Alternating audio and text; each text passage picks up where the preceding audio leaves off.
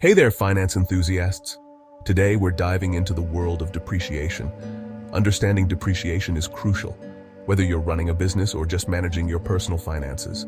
So let's break it down. Depreciation is the process of allocating the cost of a tangible asset over its useful life. In simple terms, it's how you account for the wear and tear on an asset over time. Imagine you buy a car for your business. Over the years, that car will lose value. Depreciation helps you track and manage that loss in value. Now, why is depreciation important? First off, it impacts your financial statements.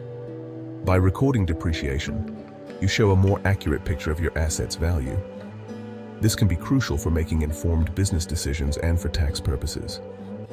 Yes, you can deduct depreciation expenses to lower your taxable income. That's a win. There are several methods of calculating depreciation. The most common one is the straight line method. Here, you spread the cost evenly over the asset's useful life. For example, if your car costs $20,000 and has a useful life of 5 years, you depreciate it by $4,000 each year. Simple, right? Another method is the declining balance method. This one accelerates depreciation. You write off more of the asset's value in the early years. It's useful for assets that lose value quickly. Then there's the units of production method, which bases depreciation on how much you use the asset. It's often used for machinery and equipment. So, how do you choose the right method? It depends on the type of asset and your business needs. Consulting with an accountant can help you make the best decision.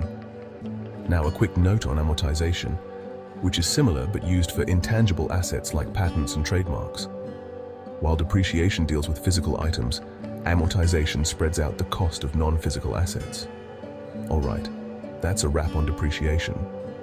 If you have any questions or if there's any finance terminology you'd like me to cover, drop a comment below. I'd love to hear from you.